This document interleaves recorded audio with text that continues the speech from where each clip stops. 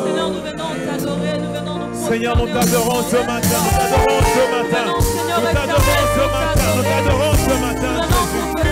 Il n'y a que toi, il n'y a que toi, il n'y a que toi, il n'y a que toi le Tout-Puissant, il n'y a que toi le consolateur des âmes perdues, il n'y a que toi le Dieu qui restaure nos vies, il n'y a que toi le Dieu qui change nos vies, il n'y a que toi le Dieu qui ordonne les choses arrivent. Nous te bénissons pour ce matin. Sois élevé, Jésus, au-dessus de tous les noms. Nous te bénissons, Seigneur. Reçois l'honneur.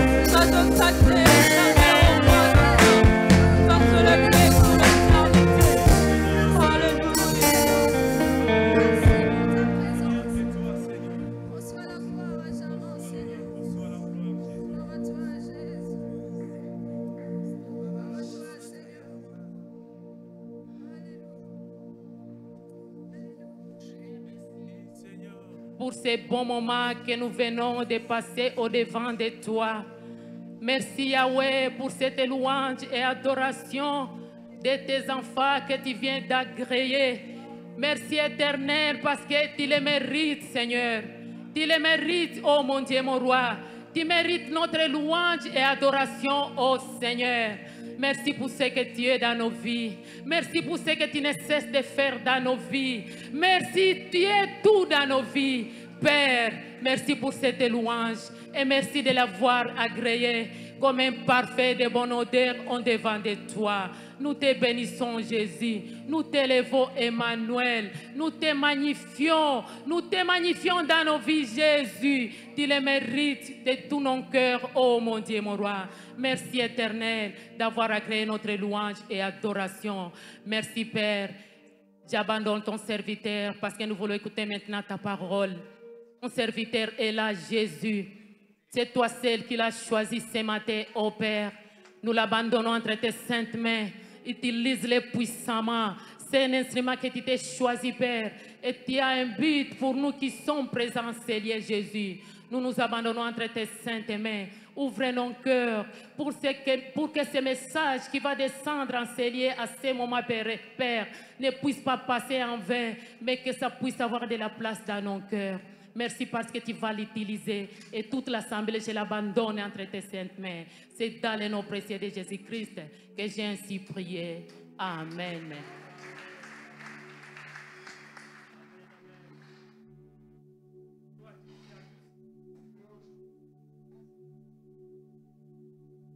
Je m'excuse, j'ai parlé dans le vide.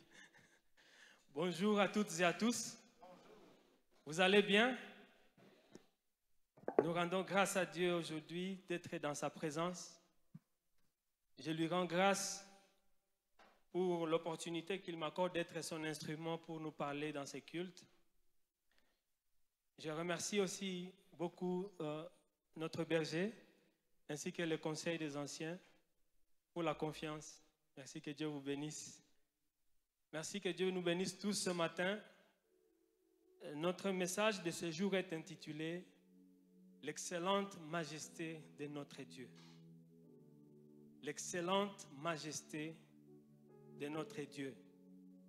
Le mot majesté fait référence à la grandeur suprême. Le mot majesté fait référence à la gloire. Comme vous le savez, les rois de ce monde portent le titre de leur majesté. On parle de Sa Majesté le roi ou Sa Majesté la reine. Mais, comme vous le savez aussi, notre Dieu est le roi des rois. Il y a des rois, il y en a eu, il y en aura. Mais notre Dieu à nous, il est le roi des rois. Alléluia. Donc Sa Majesté à lui est excellente. Elle est exceptionnelle. Alors, aidez-moi à dire à votre voisin, voisine de gauche et de droite, que notre Dieu est très majestueux. La majesté de notre Dieu est excellente. Alléluia. J'espère que mon intervention ne va pas être longue. Je vais parler pendant quelques instants Et puis nous allons passer un moment en train de célébrer la majesté de Dieu. Alléluia. Lisons ensemble la Bible dans Psaume 93, versets 1 à 2. Psaume 93, versets 1 à 2. Je lis dans la version Louis II. Psaume 93, versets 1 à 2. La version Louis II dit ceci: l'Éternel est revêtu, l'Éternel règne, il est revêtu de majesté. L'Éternel est revêtu, il est saint de force. Aussi le monde est ferme, il ne chancelle pas. Ton trône est établi dès les temps anciens.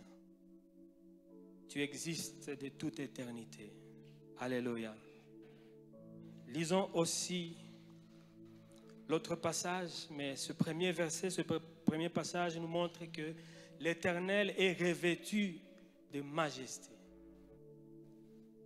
Il est revêtu d'une gloire extraordinaire.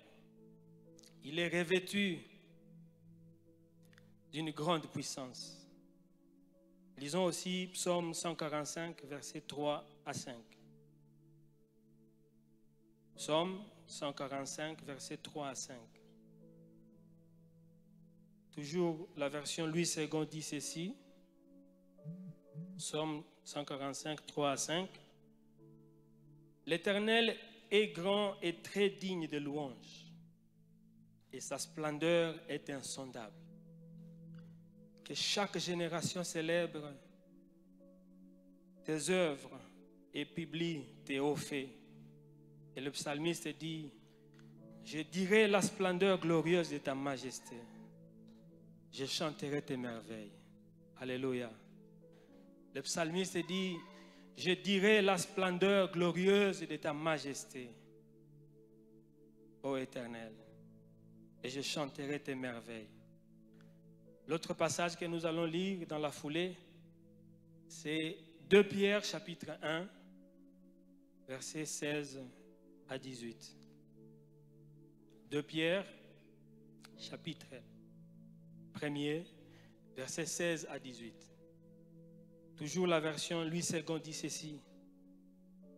C'est l'apôtre Pierre qui parle. Il dit: ce n'est pas en effet en suivant des fables habilement conçues que nous vous avons fait connaître la puissance et l'avènement de notre Seigneur Jésus-Christ. Mais c'est comme ayant vu sa majesté de nos propres yeux. Alléluia. Car il a reçu de Dieu le Père honneur et gloire, quand la gloire magnifique lui fit entendre une voix qui disait: celui-ci est mon fils bien-aimé, en qui j'ai mis toute mon affection. Et nous avons entendu cette voix venant du ciel lorsque nous étions avec lui sur la sainte montagne. Alléluia. L'apôtre Pierre témoigne et il dit que ce n'est pas, alléluia, ce n'est pas en suivant des fables habilement conçues que nous vous avons annoncé des nouvelles au sujet de Jésus-Christ, mais c'est comme ayant vu sa majesté de nos propres yeux. Un témoin vivant, un témoin oculaire, mais aussi un témoin auriculaire. Alléluia. Comme pour Pierre et les autres qui nous ont précédés, je prie aujourd'hui que nous puissions aussi voir sa majesté de nos propres yeux, que ce soit des yeux spirituels ou des yeux physiques, car il n'a pas changé. Alléluia. Nous ne pouvons pas voir et comprendre la majesté de Dieu et rester le même. Cela nous change à coup sûr. Alléluia. Lisons enfin, avant que nous puissions passer à quelques commentaires, lisons enfin Ésaïe chapitre 40. Ésaïe chapitre 40, versets 25 à 28. Ésaïe 40, versets 25 à 28. Toujours la version Louis II dit ceci. Ésaïe 40, versets 25 à 28. À qui me comparerez-vous pour que je lui ressemble? Dit le Saint Dieu nous pose la question. Il a posé à cette époque-là et cette question reste d'actualité. À qui me comparerez-vous pour que je lui ressemble? Dit le Saint. Levez vos yeux en haut et regardez. Qui a créé ces choses? Qui a fait marcher en ordre leur armée? Et il les appelle toutes par leur nom, par son grand pouvoir et par sa force puissante. Il n'en est pas une qui fasse défaut. Verset 27. Pourquoi dis-tu, Jacob? Pourquoi dis-tu, Israël? Ma destinée est cachée devant l'Éternel. Mon droit passe inaperçu devant mon Dieu. Ne le sais-tu pas? Ne l'as-tu pas appris? C'est le Dieu d'éternité, l'Éternel qui a créé les extrémités de la terre. Il ne se fatigue point, il ne se lasse point. On ne peut sonder son intelligence. Alléluia. Gloire au Seigneur. Ces questions qui sont posées dans ce passage nous poussent à réfléchir sur notre compréhension ou manque de compréhension de la majesté de Dieu. Comme si le peuple doutait de la majesté de Dieu. Comme si le peuple pouvait le comparer à qui que ce soit d'autre. Au verset 25, Dieu nous demande, il l'a fait à l'époque et il nous le demande aussi aujourd'hui, à qui me comparerez-vous pour que je lui ressemble? À qui? Est-ce que nous comparons Dieu à quelqu'un d'autre? Un chef d'État? Une célébrité? Une idole? Un membre de famille? À quoi est-ce que parfois nous sommes tentés de comparer notre Dieu? Est-ce une situation? Est-ce une circonstance? Est-ce une position? Alléluia. La vérité, c'est que notre Dieu est incomparable. Il est le seul digne de louange et d'adoration. Il est le seul digne de notre foi, car sa majesté est supérieure et excellente. Toutes les autres majestés sont éphémères. Vous connaissez l'histoire. Combien d'empereurs y a-t-il eu? On a parlé d'Alexandre le Grand, Napoléon Bonaparte. Et dans notre temps actuel, il y a des chefs d'État, il y a des rois. Mais la réalité, c'est que tous viennent et passent. Alléluia. Ils ont des apogées, ils ont des déclins. Mais il y a un seul qui n'a pas d'apogée, de déclin. Il est toujours là-bas. Il est unique en son genre. Notre Dieu est excellemment majestueux. Il s'appelle Elohim, le Créateur. Il a créé toutes choses. Tout ce qui est visible et tout ce qui est invisible. Le seul Créateur. Les autres reçoivent de lui inspiration pour créer tel instrument, tel engin. Mais il est le seul qui a créé l'univers. Alléluia, dans toute sa splendeur. Il s'appelle El Shaddai, le Dieu Tout-Puissant. Devant lui, rien n'est impossible. Si pour nous, parfois, il y a des situations qui nous semblent impossibles. Si pour l'humanité, parfois, il n'y a pas de réponse aux questions brûlantes. Mais notre Dieu s'appelle El Shaddai. Il est le Tout-Puissant. Rien ne lui est impossible. Il s'appelle El Elyon, le Dieu très haut. Il n'y a rien au-dessus de lui. Alléluia. Il n'y a rien au-dessus de Dieu. Il s'appelle El Elyon. Il s'appelle Adonai, le Dieu souverain. Il a le contrôle de toutes choses, toutes circonstances. Il contrôle les temps. Il contrôle les événements. Rien ne lui échappe. Même les personnes les plus aguerries dans les renseignements, il y a des choses qui leur échappent. Mais notre Dieu à lui, rien ne lui échappe. Les ténèbres sont comme la lumière au devant de lui. Absolument rien ne lui échappe. C'est lui, Yahweh Jireh, l'Éternel qui pourvoit, même lorsqu'il n'y a rien. Alléluia. Il pourvoit. Il le fait, il l'a fait, il le fait, il le fera toujours. C'est lui Yahweh Rapha, l'Éternel qui guérit. Il ne guérit pas seulement la malaria, il guérit aussi le cancer. Il ne guérit pas seulement la fièvre, il guérit aussi la cirrhose de foie. Il ne guérit pas seulement la fièvre typhoïde, il guérit aussi le sida. Il n'a pas changé.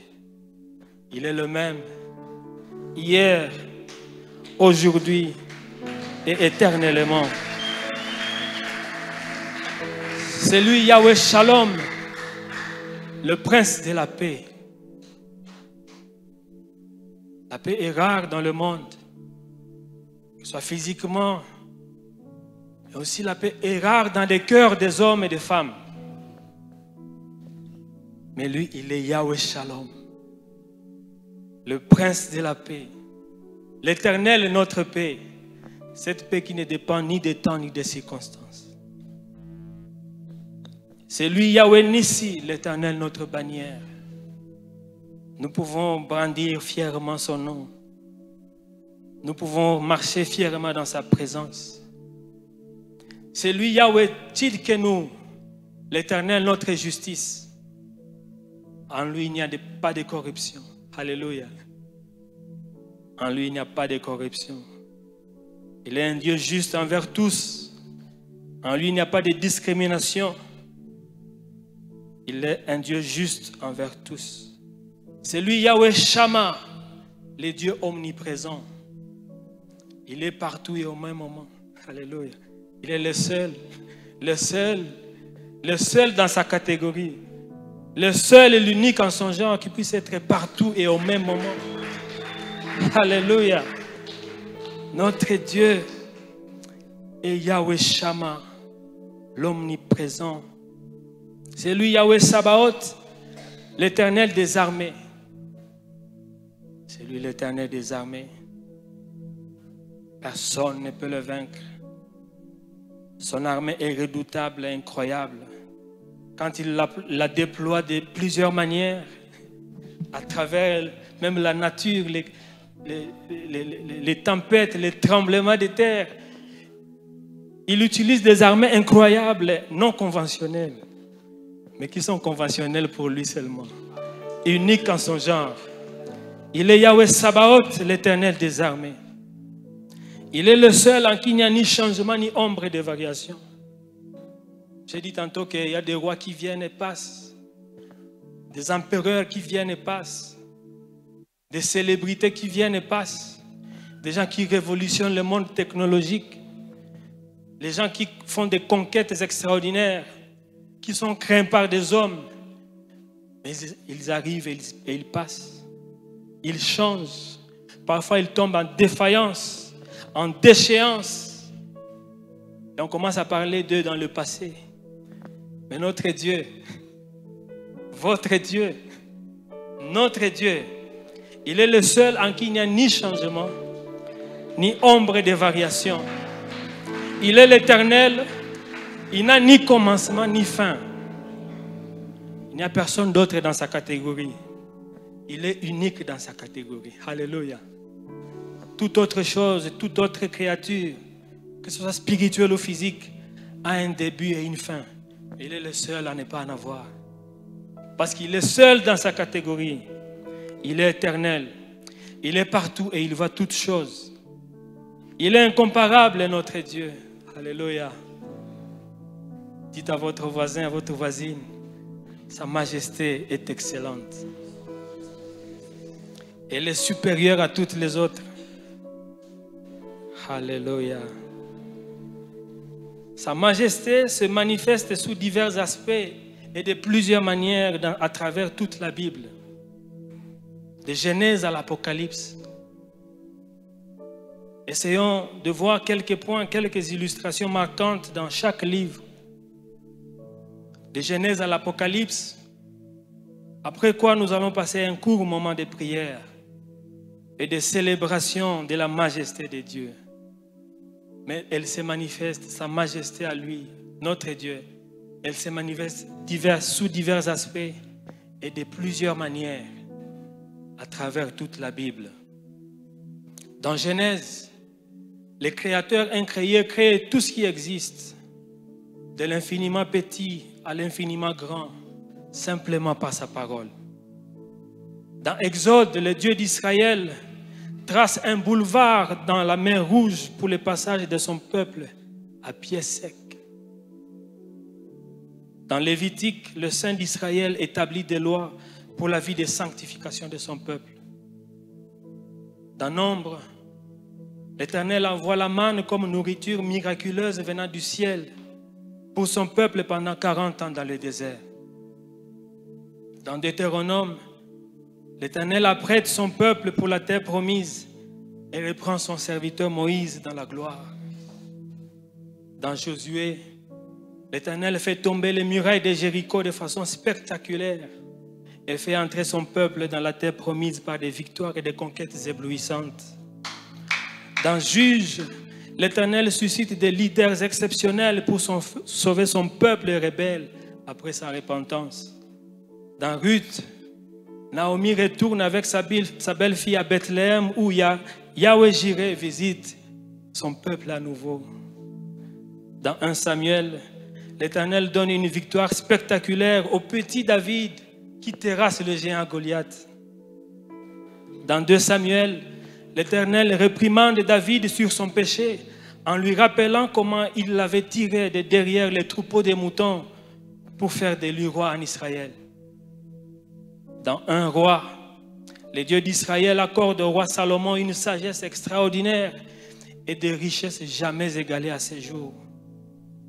Dans 2 Rois, un général syrien, Naaman, est guéri miraculeusement de la lèpre par Yahweh Rapha, tout simplement en plongeant dans le fleuve Jourdain. Dans 1 Chronique, Obed-Édom reçoit une grâce spéciale et est béni à cause de la présence de l'arche de Yahweh Shammah dans sa maison. Dans 2 Chroniques, El-Elyon dit: si mon peuple, sur qui est invoqué mon nom, s'humilie et prie et cherche ma face, et s'il se détourne de ses mauvaises voies, je l'exaucerai des cieux, je lui pardonnerai son péché et je guérirai son pays. Dans Esdras, au temps fixé par le maître des temps et des circonstances, les captifs de Sion retournent à Jérusalem pour reconstruire le temple. Dans Néhémie, il est dit: la joie de l'Éternel sera votre force. Dans Esther, Yahweh Shammah est puissamment présent sans que son nom soit mentionné nulle part dans le texte. Dans Job, l'Éternel se révèle comme le Rédempteur qui se lève le dernier. Dans Psaume, des cantiques nouveaux montent dans le cœur d'Asaph et de David à cause des hauts faits de l'Éternel. Dans Proverbe, il est dit: le nom de l'Éternel est une tour forte. Les justes s'y réfugient et se trouvent en sûreté. Dans Ecclésiaste, le sage démontre que sans Dieu, tout est vanité et poursuite du vent. Dans Cantique des Cantiques, il est dit que la bannière de l'Éternel sur nous, c'est l'amour. Dans Ésaïe, il est annoncé que le peuple qui marchait dans les ténèbres voit une grande lumière. Car un fils extraordinaire est né, l'admirable, le Dieu puissant, le prince de la paix. Dans Jérémie, l'omniscient, le Dieu qui connaît tout, dit: invoque-moi et je te répondrai. Je t'annoncerai de grandes choses, des choses cachées que tu ne connais pas. Dans Lamentation, il est dit que les bontés de l'Éternel ne sont pas épuisées. Ses compassions ne sont pas à leur terme, mais elles se renouvellent chaque matin. Dans Ézéchiel, le Dieu Tout-Puissant transforme des ossements desséchés en une très grande armée. Dans Daniel, Adonai, le Dieu souverain, délivre ses serviteurs, Daniel, de la fosse au lion, et Meshach, Shadrach et Abednego de la fournaise ardente. Dans Osée, Dieu fait preuve d'un amour inconditionnel pour son peuple malgré son égarement. Dans Joël, Yahweh Sabaoth, l'Éternel des armées déclare: je vous remplacerai les années qu'ont dévoré la sauterelle, le Gélec, le Hazil, le Gazam, ma grande armée que j'avais envoyée contre vous. Dans Amos, il est dit que l'Éternel ne fait rien sans avoir révélé son secret à ses serviteurs les prophètes. Dans Abdias, l'Éternel donne la victoire à son peuple contre les Édomites moqueurs. Dans Jonas, l'Éternel ramène son serviteur fugitif à Ninive. Et vous le savez, dans le ventre d'un gros poisson, un bateau spécial, juste pour accomplir son plan. Dans Michée, il est annoncé que de Bethléem Ephrata, petite entre les milliers de Judas, sortira celui qui dominera sur Israël et dont l'origine remonte aux temps anciens, au jour de l'éternité. Dans Nahum, il est dit que l'Éternel est un refuge au jour de la détresse. Il connaît ceux qui se confient en lui. Dans Habakkuk, l'Éternel dit que si la prophétie tarde à s'accomplir, il faut l'attendre, car elle s'accomplira certainement. Dans Sophonie, l'Éternel promet à son peuple de faire de lui un sujet de louange et de gloire. Dans Agé, l'Éternel des armées dit que l'or et l'argent lui appartiennent. Alléluia. Dans Zacharie, le Dieu de toute compassion dit: revenez à moi, je reviendrai à vous. Dans Malachie, le dernier livre de l'Ancien Testament, un livre de souvenirs fut écrit devant l'Éternel pour ceux qui le craignent et qui honorent son nom. Alléluia. Oui, la majesté de notre Dieu se manifeste de plusieurs manières et sous divers aspects à travers toute la Bible. Dans Matthieu, une vierge, Marie, conçoit miraculeusement et accouche d'Emmanuel, Dieu parmi les humains, Jésus-Christ de Nazareth. Dans Marc, le Seigneur multiplie miraculeusement 5 pains et 2 poissons seulement et nourrit à satiété plusieurs milliers de personnes, et il en reste 12 paniers. On parle de 5000 personnes, sans compter les hommes, sans compter les femmes et les enfants. Et comme vous le savez dans les rassemblements, qui sont les plus nombreux? Les enfants et les femmes. Et donc c'était plus de 15 000 personnes. Alléluia. Dans Luc, une femme qui saignait depuis 12 ans trouve une guérison miraculeuse, instantanée, en touchant tout simplement avec foi les bords du vêtement du Seigneur. Dans Jean, s'étant chargé de tous les péchés de l'humanité à la croix, le Seigneur dit: tout est accompli. Mission accomplie. Alléluia. La majesté de notre Dieu se manifeste de plusieurs manières et sous divers aspects à travers la Bible. Dans Actes des Apôtres, il est dit que le jour de la Pentecôte, ils étaient tous ensemble dans le même lieu. Tout à coup, il vint du ciel un bruit comme celui d'un vent impétueux. Il remplit toute la maison où ils étaient assis. Des langues semblables à des langues de feu leur apparurent, séparées les unes des autres, et se posèrent sur chacun d'eux. Et ils furent tous remplis du Saint-Esprit et se mirent à parler en d'autres langues, selon que l'Esprit leur donnait de s'exprimer. Dans Romains, à la question de savoir qui condamnera les élus de Dieu, l'apôtre Paul répond en disant que Christ est mort, bien plus, il est ressuscité, il est à la droite de Dieu et il intercède pour les siens. Dans 1 Corinthiens, il est dit que l'aiguillon de la mort, c'est le péché, et la puissance du péché, c'est la loi. Mais grâce soit rendue à Dieu qui nous donne la victoire par notre Seigneur Jésus-Christ. Dans 2 Corinthiens, Yahweh Rapha dit à son serviteur Paul: ma grâce te suffit, car ma puissance s'accomplit dans la faiblesse. Dans Galates, toute raison de discrimination tombe, car en Jésus-Christ, il n'y a plus ni juif ni grec. En Jésus-Christ, il n'y a plus ni esclave ni libre. Il n'y a plus ni homme ni femme. Alléluia.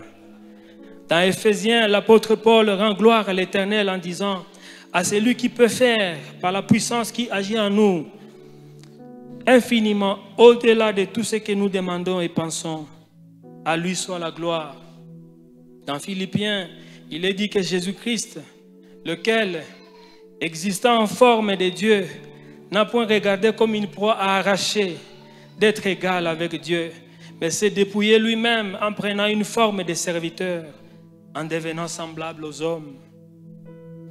C'est pourquoi aussi Dieu l'a souverainement élevé et lui a donné le nom qui est au-dessus de tout nom. Alléluia. Dans Colossiens, il nous a exhorté de rendre grâce au Père qui nous a rendus capables d'avoir part à l'héritage des saints dans la lumière, qui nous a délivrés de la puissance des ténèbres et nous a transportés dans le royaume du Fils de son amour. Dans 1 Thessaloniciens, il est annoncé que le Seigneur lui-même a un signal donné à la voix d'un archange et au son de la trompette de Dieu descendra du ciel et les morts en Christ ressusciteront premièrement. Dans 2 Thessaloniciens, il est annoncé que le Seigneur Jésus-Christ apparaîtra du ciel avec les anges de sa puissance au milieu d'une flamme de feu pour punir ceux qui ne connaissent pas Dieu et ceux qui n'obéissent pas à l'évangile de notre Seigneur Jésus. Dans 1 Timothée, il est dit que c'est une parole certaine et entièrement digne d'être reçue, que Jésus-Christ est venu dans le monde pour sauver les pécheurs. Dans 2 Timothée, il est dit que cette parole est certaine. Si nous sommes morts avec lui, nous vivrons avec lui. Alléluia. Et si nous persévérons, nous régnerons aussi avec lui.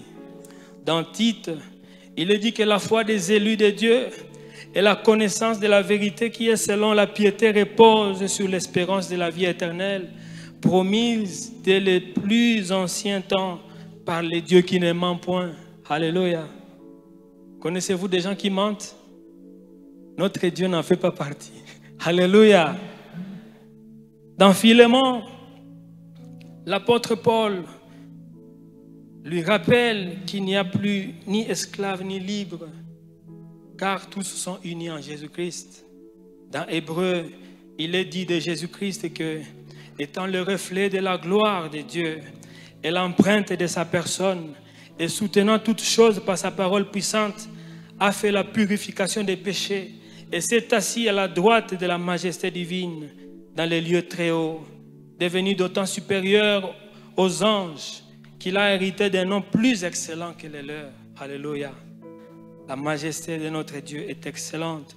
Dans Jacques, il dit que la religion pure et sans tache devant notre Père consiste à visiter les orphelins et les veuves dans leurs afflictions et à se préserver des souillures du monde. Dans 1 Pierre, il dit que nous sommes une race élue, un sacerdoce royal, une nation sainte, un peuple acquis, afin que nous annoncions les vertus de celui qui nous a appelés des ténèbres à son admirable lumière. Dans 2 Pierre, l'apôtre dit, ce n'est pas en suivant des fables habilement conçues, le passage que nous avons lu au début, que nous vous avons fait connaître la puissance et l'avènement de notre Seigneur Jésus, mais c'est comme ayant vu sa majesté de nos propres yeux. Dans 1 Jean, l'apôtre dit que si quelqu'un a péché, nous avons un avocat auprès du Père, Jésus-Christ le juste. Alléluia. Dans 2 Pierre, l'apôtre exhorte Kyria de marcher avec les dieux d'amour et de vérité. Dans 3 Jean, l'apôtre encourage Gaius dans la marche avec les dieux qui aiment la communion fraternelle et l'hospitalité. Et avant que je puisse donner les 2 derniers éléments, je demande à l'équipe qui va nous conduire dans un moment de chant et prière de monter déjà. Dans Jude, il dit à celui qui peut vous préserver de toute chute. Alléluia.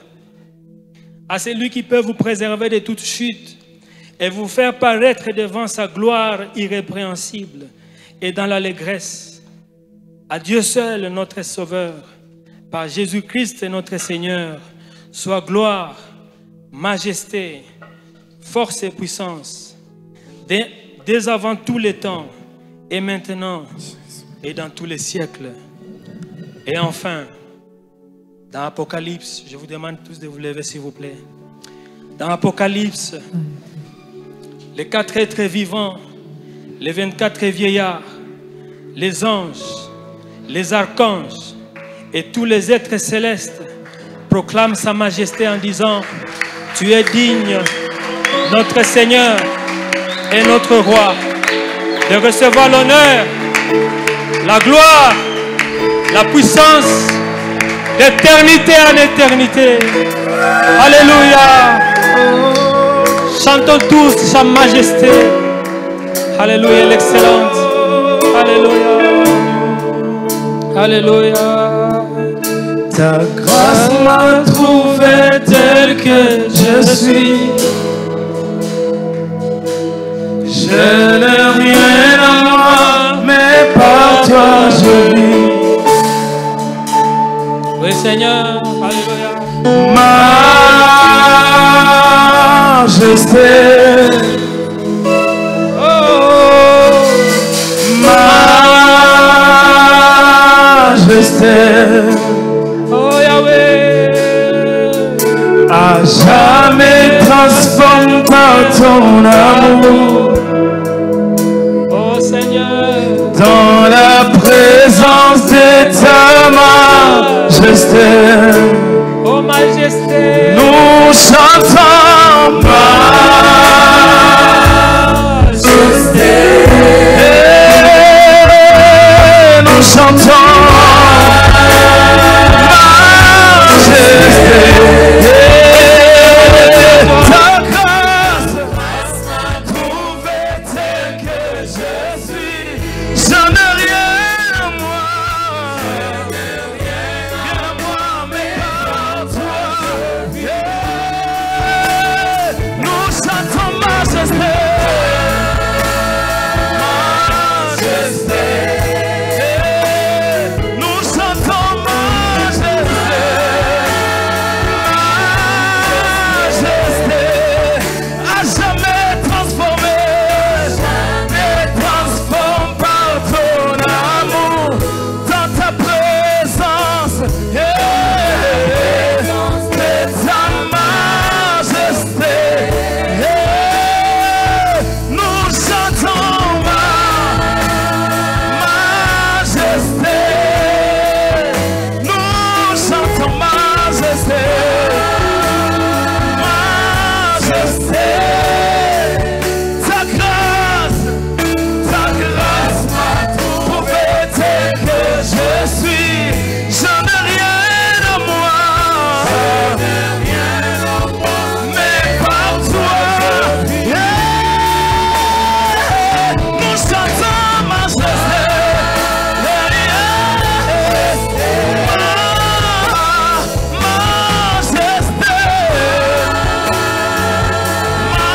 majesté, majesté, à jamais transforme par ton amour, à présence de ta majesté.